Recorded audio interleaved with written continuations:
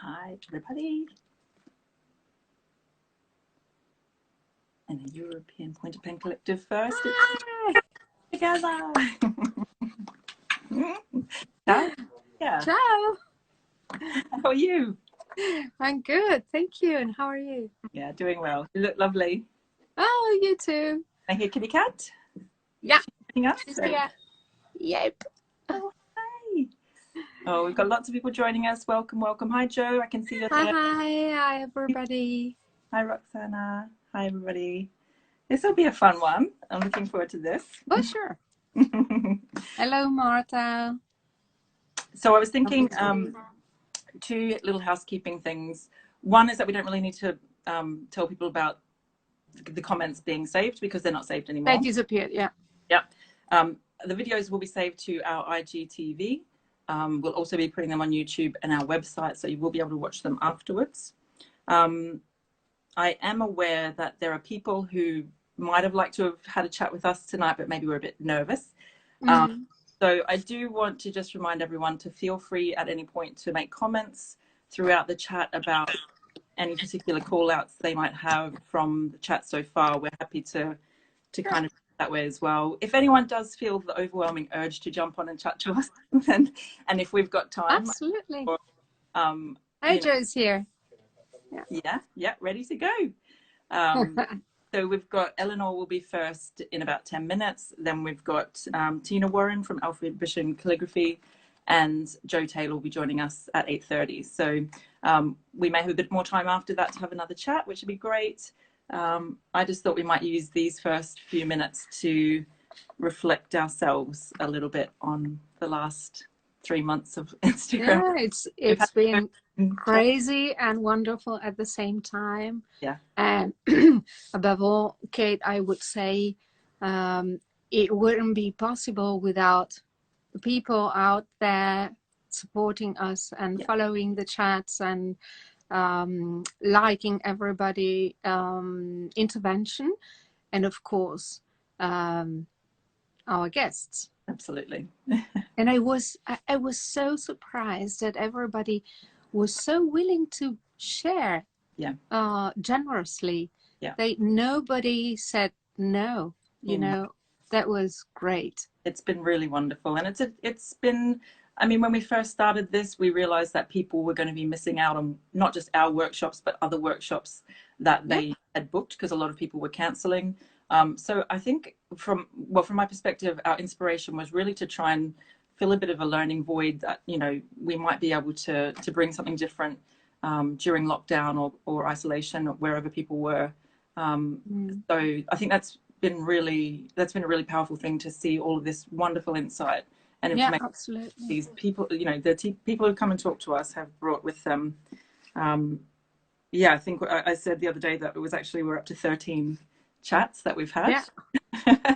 I wanted to ask if there were any particular outstanding things for you from any one of them or more than one of them. I would tell no, because we focused on our main goal, which is sharing with others our love for pointed pen styles, and everyone touched on different aspects of pointed pen styles. So I loved every moment. As a student of pointed pen, and because I love to really do, I would say maybe my favorite has been Yoke, Christopher Yoke, because I love seeing people doing things with their hands, you know. And that's the aspect that I love in calligraphy, that you really create something out of nothing that is in your mind and you see it before putting ink to paper. That's what I love most. And you? What about you? I've had some amazing standouts from pretty much all of them. I think have left me with some impression. I think some of the biggest technical influences on me from the chats have been Chris's talk, as well as Dr. Joe Vitolo's and other chats with Paul Antonio about adjustments to the holder, which just, you know, I guess that when we work in isolation a lot of the time, if we're not at workshops and talking to other calligraphers, there's some information that you just happen to miss. And I just never really realized I could, and my first holder was a speedball, so you couldn't adjust it anyway. So I have actually significantly changed how well, not significantly, I've changed the way I do copperplate, and it's really enhanced the script, and it's down it's down to these chats, it's down to the references that we've had from the chat. So I've then gone and looked at other things after the chat. So just kind of getting the mind whirring and thinking about different elements. Also things like just different nibs, you know, when people were willing to share just little bits that you wouldn't really, unless you're talking to other calligraphers. I loved Anne Elsa's, the lightness and the way she talked about her scripts was very much the way Tori Amos, to me, talks about her songs, you know, very passionate. There's almost like a muse. So I really liked seeing that side of a calligrapher's brain working. And I think also another big one for me was Maria Helena and her composition, her kind of calming insight into working with what we've got and really not trying to do anything too big in this time of lockdown when everyone thinks, well, we've got this time, maybe I need to suddenly, you know, learn to do. Which is a great advice also in no lockdown periods. True. You know, go back to your works and rethink everything, see things from a different perspective. Yes. It's a good exercise. Yeah. Oh, I've taken on that advice and reworked one of my old, like, you know, 4-year-old pieces. Oh, did you? Yeah. That was a recent one in my posts. Completely different look. It was a completely different script, but also working with the illustrative elements that she did. The one with the leaves. Yeah. Okay. And then I think the other thing for me is just calligraphers' recommendations, who their inspiration is. So you know, there might have been calligraphers that I hadn't necessarily heard of, especially American penmen, whom I can now go and say, oh, okay, I really want to see, why did Mike Ward love Berensmeyer so much for his, you know, creativity, but very sort of flourishing. Yeah, exactly. So that's given me some thoughts, and also Heather's talk about how terminology can really affect a script, and how the Italian hand became, you know, almost eradicated because of the way people talked about other scripts being Italian.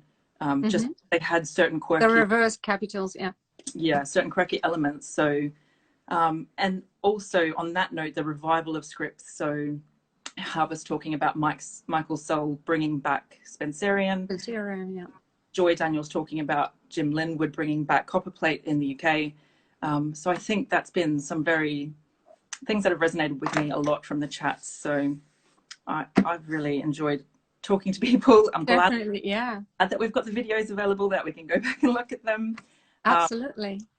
I was saying to Cecilia today, I can't promise anything in a hurry, but I would like to go back through those videos and mark any call outs that people have made, and just make a note in the videos of, you know, any recommendations. Yeah, definitely.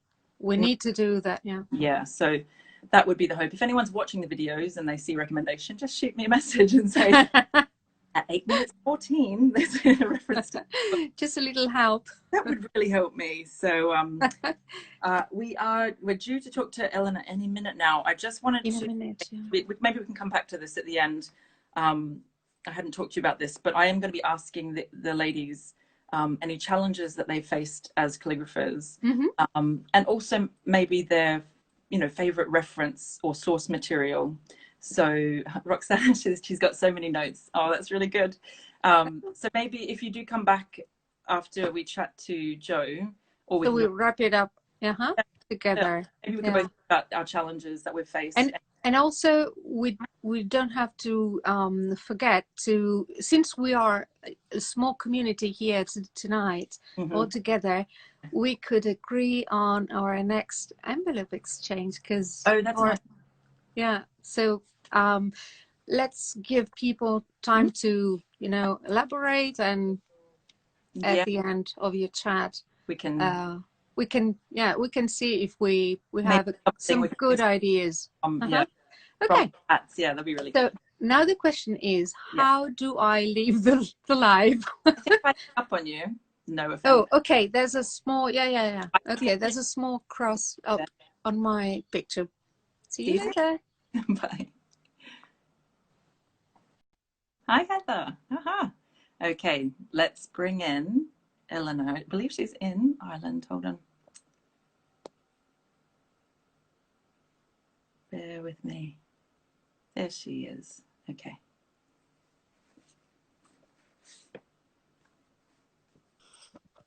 Oh, I'm going to have to move my camera down. Hi. That's okay. Hello. Hi. Oh, I'm actually quite nervous. Well, do be. It's fine. Every time, I'm sure everybody notices. And, you know, we get through it, and we'll get through it together. I know. I'm fine talking, but not with the camera in my face. Yeah. I just, having chatted with Cecilia, I thought 10 minutes is going to be loads of time, but that went really quick, and I felt like I was talking fast. So I'm going to kind of hand over to you kind of mainly. I wanted you to introduce yourself. You could tell us your Instagram handle, which is obviously was on the screen anyway. It says hi. A little bit about your background. Hi, Cecilia. So a little bit about... start with you. Okay. So, well, I suppose with regard to myself, I am a teacher, actually. A second level teacher. Yeah, I teach art. Okay. So, before I went to college, I suppose the idea was that I would ultimately become a teacher, but of course I had to do all sorts of the arty stuff first.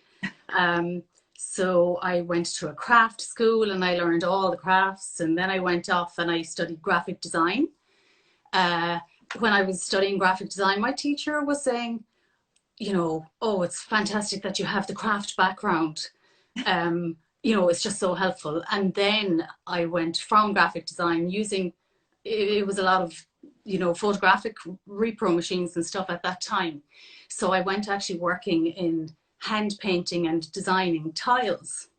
Oh, so wow. My graphic design brought me into the whole world of like ceramics, to be honest. Yeah. So then I totally changed track and I went and I became a potter, because I was operating the kilns. So I was a potter working. Logical progression there. Yeah, working as a potter. Yeah. And then eventually went and actually did my, what was called in Ireland then, it was the HDIP, the higher dip, it was the teaching diploma. Okay. Yeah. So I became a teacher, and then all of my craft, my design, my art and stuff like that, of course, was brilliant because you've so many different disciplines to teach in schools. But it's kind of, I suppose, always wanting to do everything, you know, I just like love it all. Yeah. All of it. Yeah. So I've been teaching for over 20 years. Wow. Congratulations. And what? That's an effort. Good job. It's an effort, yeah. And it was actually a couple of years ago. My mother had died, and I suppose one of the girls in school that I teach had actually said, you know, Miss, could you teach us calligraphy? And I was kind of thinking, oh God, it's one of the things that I'm not really into, you know, and I just said to her, I'll look it up. That was the beginning. Yeah. So my mother had died then, and I just think that it was actually a way of, you know, just kind of mindlessly sitting to get totally into looking at the letters and things like that. So it was actually a fantastic way of switching off, and it's so portable. Because when I started with like a brush pen. Okay. Yeah. You know, so I could just kind of sit there with a pen and paper. You didn't need a big setup, big studio or anything like that. It was just amazing. Yeah. I remember my friend is on here, Alman. I remember running into her house and just saying, oh my God, look, like just these Crayolas even, look, you can even do it with just Crayolas. I was just so excited. Yeah. That is which was incredible, and I just haven't looked back since. And it's like one of the things that I think it was Joy said in her little interview or whatever that you had with her. Yeah. You know, no, it wasn't. It was Anne Elser. Yeah. It was like remember to be a beginner. Yeah. You know, because I just found actually her story was quite similar to my own, because she had the graphics, ceramics, and I'm also very much into painting and watercolors and floral reeds and things, and I just could really, you know, I resonated with her, what she was saying. And then talking about the teaching, she gave the example of the circle, yeah, which is like the subject is in the middle, yeah, and you and your students are out on the outside of the circle. But and even though you're kind of like supposedly the authority or whatever sometimes in the subject, you know, if you're teaching, you're still very much learning. yeah. And that's the thing I find with calligraphy. It's just like, I totally feel like a beginner. I am a beginner. Yeah. Totally, like, you know, because I'm not at it that long. But I think that even if I was to absolutely master copperplate, I don't know if you ever can, or, you know, then move on to Spencerian or whatever, there's just so much to learn. It's incredible. Yeah, and so much, you know, to look at, and which so is much wonderful. It can be daunting, but also it is a really wonderful thing. Yeah. And that was actually one of my questions, and I haven't asked you anything in advance, so please don't feel, you know, if I ask you something you can't answer, don't worry. But I wanted to ask you all whether you had a particularly favorite source material that you might go to all the time, or that you've seen and you just think, oh, that's a really beautiful thing to look at. I suppose everybody has Eleanor Winters, my namesake. Eleanor, that's probably, I love this book. But just from watching your lives, you were just mentioned there when you were talking to Cecilia, the amount of references that have been made for us, you know, resources has been spectacular, and the majority of them are actually free. Yes. You know, so I have gone off now and bought myself some Spencerian copybooks. I've pulled mine out after Harvest's talk. I was so motivated to, you know, re-examine the script. Go back. I haven't. I know this is backwards, like, isn't it? You can see the Universal Pen. Yeah, but you can see it's the Universal Pen Man. Just a few little books, bits and pieces that I bought to reference. And then, of course, like Dr. Joe Vitolo, incredible, you know, amount of sources there at the EPPC website is incredible. Yeah. And I can't but mention Paul Antonio. Of course. Awesome. Oh. You know, whether it's placement, position, posture, letter formations, everything. I mean, he's just a mind of information. And I suppose initially when I started, you know, just as discovering calligraphy, the majority, I must say, of the materials or everything that I was looking at, they were in the States, and, you know, you feel very kind of like removed and isolated. Agreed. So I was delighted to come upon ye, because you feel that little bit closer to home. Yeah. You know, it's kind of like an impossibility maybe to go to EPPC or whatever, but the fact that you are now doing these things and you're like just across the water. Hop, skip and a jump. Hop, skip and a jump. It makes it more accessible. Yes. Absolutely. You know? And I'm so proud as well that Paul Antonio is in London, and that doesn't seem so kind of exotic and far away. No, exactly. Very, yes. But we need people in Ireland. Yeah. We do.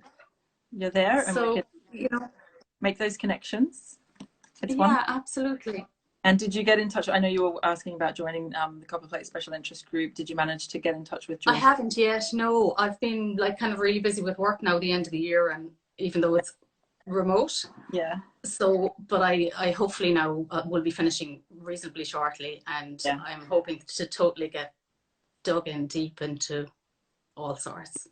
Oh, lovely. One last question before we go. There's Joy. Have you had any particular challenge as a calligrapher that you may not have overcome, but if you have overcome it, how did you do that? For, you know, I can talk about mine, but I might do that at the end. Is there, you know, something that you've always struggled with, or was a struggle and you overcame that? Well, it's all a bit of a struggle, to be honest. It's all a big, massive learning curve. It's probably not a personal thing. Like, again, just referencing the fact that I'm in Ireland, it's very, very hard to get things here. You know, that's one kind of just out there. Everything is in you know, you can't kind of walk into a really nice shop and pick up a whole load of stuff, even though there's a very, very good shop in Cork, where the county I'm living in, Cork Art Supplies. They will do their absolute best to get anything for you. You know, if he can, Barry will try. I buy a lot of stuff from Scribblers in the UK as well, because obviously, you know, getting things from the States very often, like, you end up paying a massive load of import tax. I have anyway. But myself personally, I suppose one of the things that I would struggle with definitely is posture. And I think that Paul Antonio's videos there will, once I really get it to practice, you know, into practice or whatever, make a huge difference to the way I write. Because, you know, you kind of think, well, it doesn't armor, but it does, it really matters. And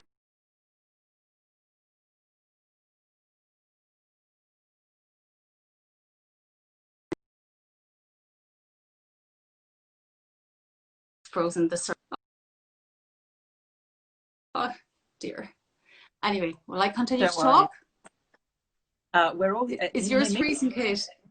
I I can hear you now. Fabulous. Was it I was frozen, or were you frozen? We were both frozen.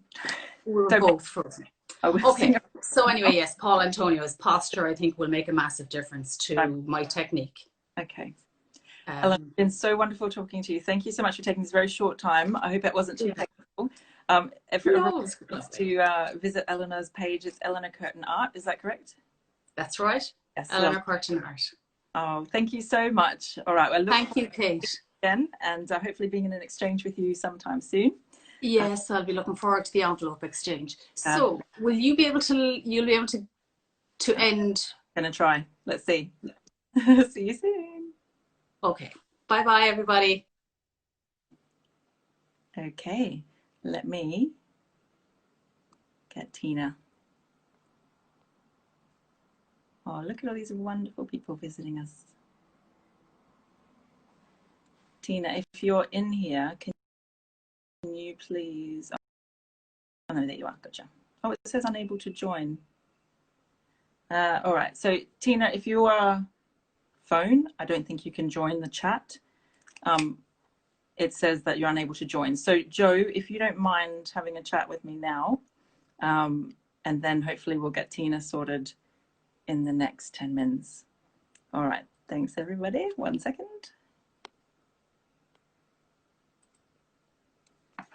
Hopefully. Oh, yeah, no. Hold on, Tina. Hi, Joe. Sorry. Tina does say she's here, but I hope it's not a problem. It does join, so we'll try again shortly. Tina, I don't think you can join the chat from your laptop. It has to be on your... Sorry. Thanks, Eleanor. Hi, Joe. Hello. Can you hear me okay? Yes, perfectly fine. So, where are you at the moment, Joe? Good. You're well? And whereabouts are you? Can you hear me? Can you hear me? Yeah, just hear you now, yeah. Okay, yeah. No problem. All right, so as with Eleanor, if we could start with a little background about you and your journey with calligraphy. Well, I started about 3 years ago as a hobby. It's just a hobby. After seeing the beautiful work on Instagram, I took my first class with Joy Daniels at the Penn Museum, and I was hooked. And I actually volunteer at the Penn Museum now, although they've been closed, obviously, with the lockdown. And I love it. I love everything calligraphy, but copper plate is just my favourite.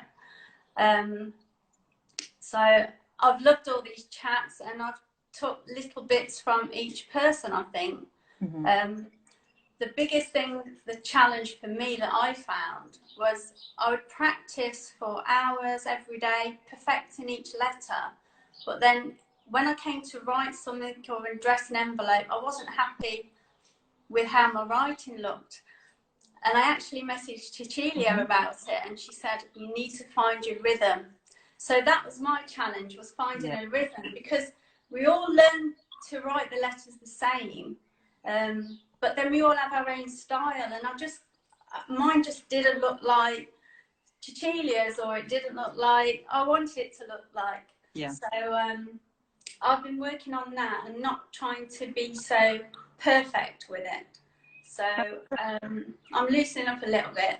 So do you think you've found your rhythm? You're still working on getting that? Yeah, I think listening to Paul with the breathing as well, and the posture, all those sort of things. You take all the tips. And I remember when I had my first wedding invitations to do. There was 300 invitations, and I couldn't write. I'd be shaking. I was so nervous. And my husband said, "You write every day. Just write." And then I realised, like Paul said, it's all down to your breathing. You just can't do it. So I've learned a lot by just relaxing more. Yeah, definitely that's helped. Yeah. Meditation and I think by watching professional calligraphers, I find that really relaxing. And then I will watch, and then I'll try myself, and you know, so it's all it's just practice. I think we're all a bit hard on ourselves, aren't we, and critical, and because we want it to be perfect straight away. And so that was really helpful. Paul Antonio's, Maria Helena, I loved what she said about using the brightest inks on the darkest paper, because that was something else. So that's what I've took away from. Little bits from each person, I think, which has helped me. Oh, yeah, I'm the same. Yeah. But I just listen to how passionate they are about copper plate, and you know. Yeah. And for me, it was more about the history of theory, looking at automated with Mike. It was, you know, and even back to our and looking at how to deconstruct a variation, you know, a letter, and be able to reconstruct that. That technical chat was really powerful. So I think, that was really fun for me. They've all been good for me. Yeah, they have, yeah. And he even when Heather was talking about harvest. When she was talking about when she teaches, everyone writes in pencil first, and then before they go on to pen. So I do now actually do a bit of pencil calligraphy to kind of loosen up, really. Definitely. I wish I not having to battle with ink and paper. All those additional elements. I think starting with pencil is actually such a good recommendation. I think so. Yeah. And I mentioned there about any source material that you go to or like look at. Well, I have the from Joy Daniels. I did get the Jim Linwood worksheet, the first one, and I stuck to that for a long time. And then I bought all sorts of books, and I think mostly by watching the videos on YouTube is how I learn. And this one, I don't know how to pronounce it, but it was Hamid Rezi Abrahami. She recommended this book, and that was another source that I'd go to. Can you send me the link or the name of that once you finish? So Thank you. Probably not pronounced that right, but that was one of my first books. And as I say, the Jim Linwood worksheet, that was the one I worked from at the beginning. And Young K for Logos Calligraphy. I found to do the flourishing. Which I love that. And that does make a difference. When you can add some flourishing. I agree. I can really bring it if you can do it well. What was I going to ask? There was something I forgot to ask Helena, but I was going to ask you. I know it's been difficult in lockdown to, you know, kind of connect like with workshops. Is there anything that you've done online in the last might not have otherwise done? There's been so many workshops and resources out there in the last 3 months. Well, because I was doing the logos calligraphy online course, she restarted it from the rejoined again. So I've gone back to basics and started again. So I've been doing that, but I think with lockdown, you think, right, I've got all this free time. My calligraphy is going to be fantastic. But it doesn't always work like that, does it? No. But I must admit, I've done a lot of envelopes. Good. Yeah, Good. that's what I enjoy. I enjoy the envelopes. Oh, that's great. Yeah, I think we'll have our preferences. Yeah. And I have been a member of the special interest group with Joy Daniels for the last 2 years. So yeah, so keep that one going. Yeah, that's a nice one, definitely. Yeah. Oh, Joe, thanks so much for taking the time to talk to us. Thank you. Are you you're in Birmingham, aren't you, at the moment? Yeah, just the other side of Birmingham. Yeah. I'll see you up there one day. I love it up there. Yeah. Close to the Penn Museum. Definitely worth a visit. Yeah. All right. Thanks so much. Okay. Thank you. Bye. Bye-bye. Oh, this is lovely. This is like a little family chat. All right. Let's see. Hi, Tina.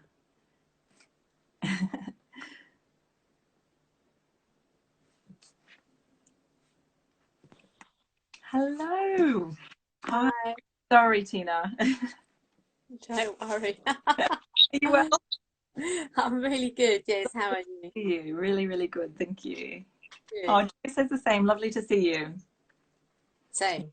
Hopefully, see you soon. Yes, in the flesh. Yeah. Have you gone stir crazy? Are you feeling okay? I'm kind of okay. I'm sorry. I'm gonna That's fine. phone in because I was trying to do this from my laptop. Yeah. Thank you. Yeah, it's mainly people, you know, so if I just concentrate on just the calligraphy side of things, I'm really missing people because of teaching classes. Well, aren't you teaching? Do you teach like 3 or 4 a week? I was teaching 3 a week and also sort of weekly or monthly and or you know once every 2 months kind of workshops. Yes. So yeah, and you know I've been teaching them for years, and some people with me. So you become quite a close knit group. So my group are called the Wheel Scribes. Yes. And I've just seen so many beautiful friendships develop, and people any calligraphy before they came to me. Yeah. So it's been fabulous to see them submitting copperplate, for instance, to the class certificate. Right. Yeah. That's really satisfying. So I just get the copperplate bit in there. Yeah. Oh, Tina. And how did you go with did you move to online teaching, or you think for you it's best to stay? I'm just going to hold fire at the moment because my income streams from lettering are spread across a few apps, and I had quite a busy schedule, you know, sort of leading up to lockdown.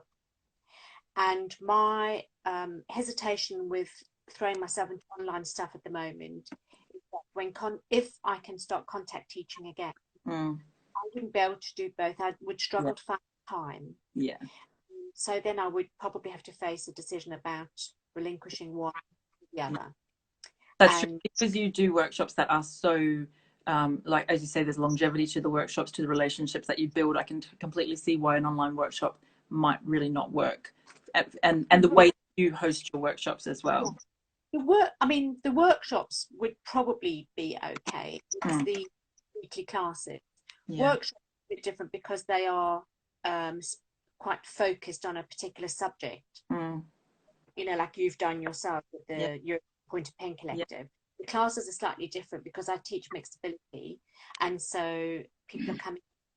You know, I could have 15 learners in a class, and the range of scripts happening in that 2 hours could be copperplate, modern, italic, foundational hand, Gothic, unseal. You know, so that's where teaching online or trying to keep that going online wouldn't be easy. Yeah.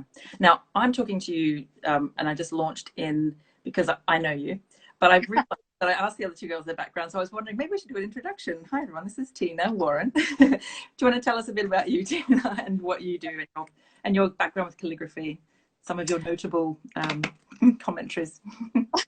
Okay, so I was just listening to Joe and and saying about their art background. So I'm completely different.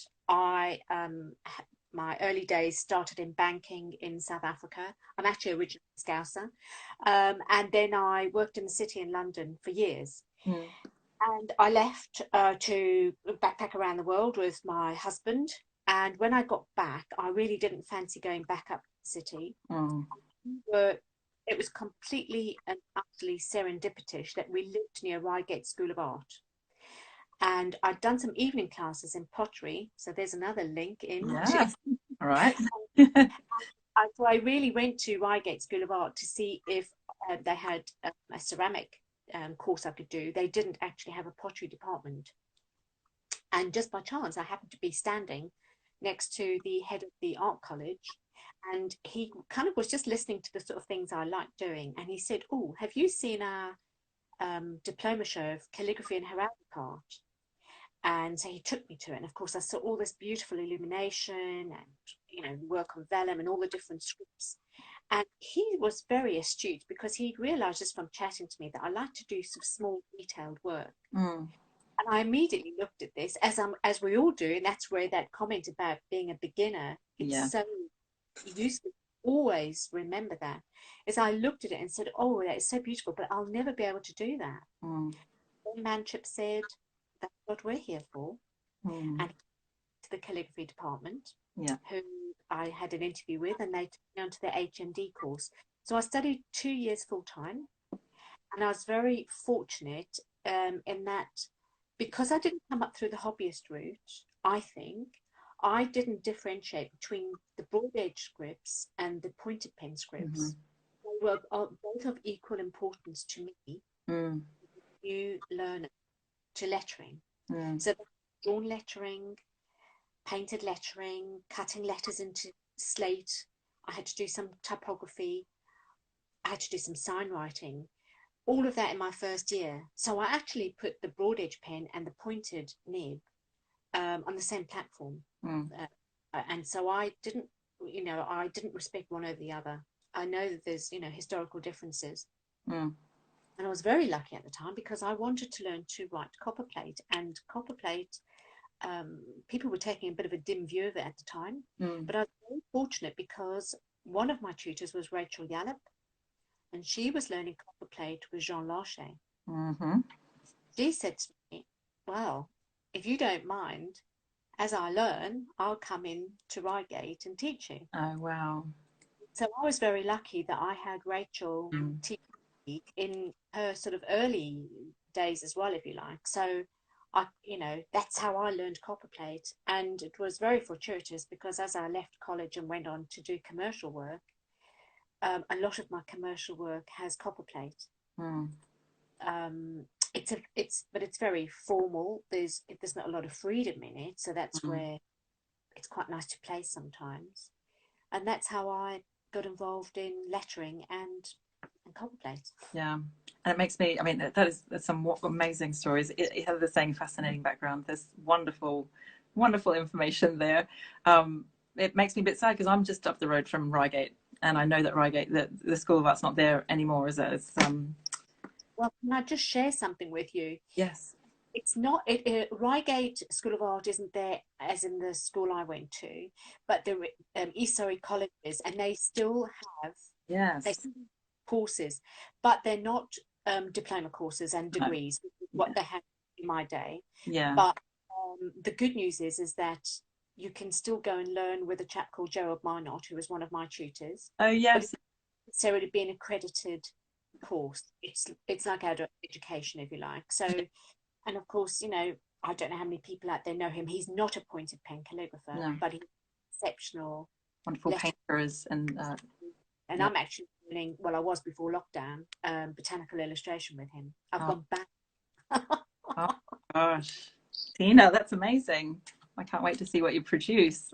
Well, I really feel like I went not to actually put any pressure on myself to use it commercially, but definitely if I went on to produce botanical work, probably would be the script that I would choose. Of course, yeah, definitely.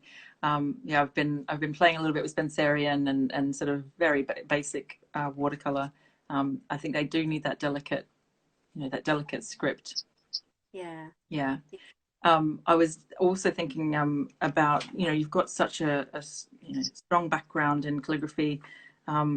You would have probably faced quite a lot of challenges along the way, and you, as you said, you deal with a lot of the scripts.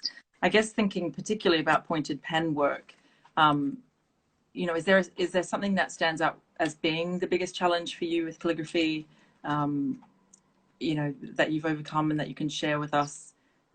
How can we fix it? I suppose I might just approach that from a slightly different angle, really, in that again, because in the early days I was trying not to sort of separate the scripts out. When I teach, I very much introduce pens as just a tool for my learners. I try to introduce the idea of not being too zoned in on a particular script style, for instance. And so I see the pointed pen as just a tool which works with press and release. Like the pencil, so somebody talked about pencil earlier on. And out of that came a script that I've been writing for years. I developed it for a commission called Tina Quirky. Yes, I love that one. Yeah. So my challenge, I feel, since I got into calligraphy, has been to unite scripts, unite tools, unite people, unite societies, and try and bring us all together as a community of people who love the letters A to Z. So I would say that that's probably one of the challenges, and it's not specific to a point or specific place. And that's also kind of my mantra. My mantra is come. Is saying what a great world we have, this world of A to Z. It's lovely. I think my mum used to kind of make us think of one word at the start of a year that you'd kind of bring into your world, but unite is such a nice one, especially lots of stuff going on in the world at the moment. That is a really lovely thought, and I probably end on that thought. Actually, I really appreciate that you've taken this little short time to talk to us tonight. I think people have probably gained so much just from this really short little snippet. I hope we get to chat to you again soon, Tina, and I hope I get to see you in person soon. One day, as I promised, I will learn with you, but and those girls are a bit lovely to all meet up. Oh, thank you so much. Have a lovely evening. Take care. Thank you. Oh, I should just say, sorry, anyone who wants to see Tina's work, it's alphabition_calligraphy on Instagram. Is that correct? Oh, yes, thank you. Thank you, Kay. You're welcome. See you Bye. soon. Okay. Now, if Cecilia is still with me, I think she probably is, we might just do a little wrap up. I hope you've all been thinking about some inspiration for our next envelope exchange. The last one was a wonderful success. There's still envelopes going all around the world. We're still seeing them, across Instagram. Hello. Here I am. Just talking about wonderful our first envelope. How nice was it to hear these three wonderful ladies and their experiences? And so different, but just lovely chat. Thank you, three of you. And thank you amazing for all these lovely chats that we've been having. I appreciate all that you've been doing as well. Oh, you too. We were together in this. So, and we're not done. We're still not done. We've got more to come. Yeah. Which we'll announce soon. However, yeah. But it's lovely sometimes, you know, to connect to people really, because they're on the other side of the screen and we know they're there. We know it from their comments and all the comments they leave on the posts and everything. But seeing other people in reality, even if through the screen, it's a great experience. And it really makes what Tina just said, it unites people, because it makes you understand that we all struggle with the same struggles and we all go through, we are all swimming in the same pool, you know. So we should do it more frequently. You know what? Actually, I just had a thought. Maybe the next exchange could be, the theme could be unite, or I don't know. Absolutely. I think that would be nice. What does everybody think? We've got a very little small cohort. You get to make the call. Yeah, we have to. Yeah, we have to do. Oh my God. Okay, what's happening? No, it's a cat, because my studio is at home and I colonized their room and they're jumping all over. Okay. All right, so we've got 4 thumbs up so far from 2 people regarding Unite as our next theme. I think that's a really, that's a really fun. That would be really cool. Yeah, absolutely. Okay, and well, we actually forgot to ask people who they want to hear from next. Yeah, of course. So we can take a few minutes now.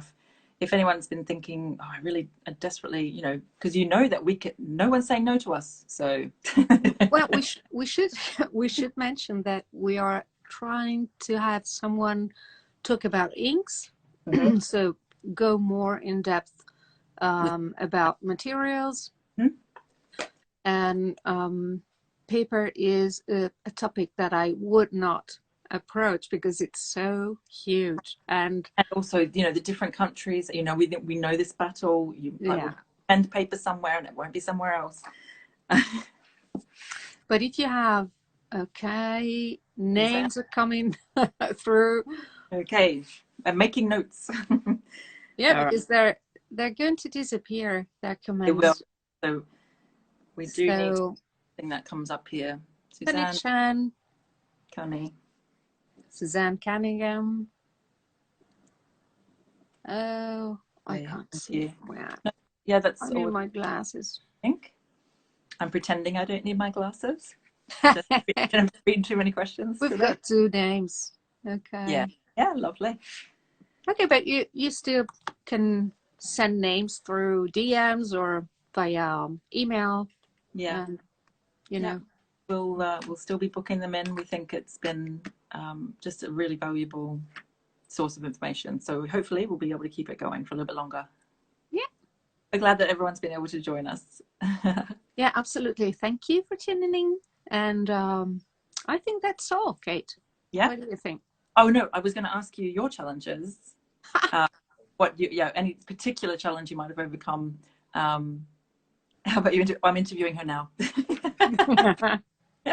No, talking about challenges and pointed pen, because I took up copperplate first, and I was drawn into copperplate by seeing Maria Thomas' work, because I stumbled upon a Zentangle class many years ago, and then I discovered she's a calligrapher first, and she's been doing, and I think she's still doing, great illustrations with calligraphy, and she's been or she is an Ayampeth member.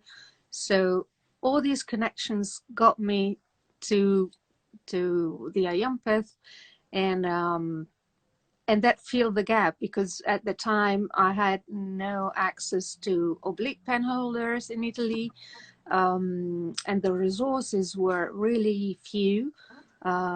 So I would say the first challenge has been resources.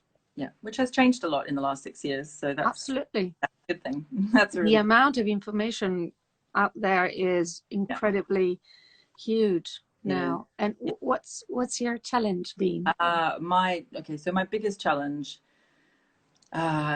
so technical challenge was wearing my tops and bottoms. Which I now realize I don't really need to do because I can go with Rachel's style instead. But as I mentioned earlier, that I'm just pretty much resolving that now because of the stuff that I've seen in our chats. But my biggest challenge has been being a mother, I think, calligraphy, just in terms of, well, just, you know, in life. I think I've lost my memory. I'm generally pretty scatterbrained, but also just the amount of time that I have to devote to calligraphy.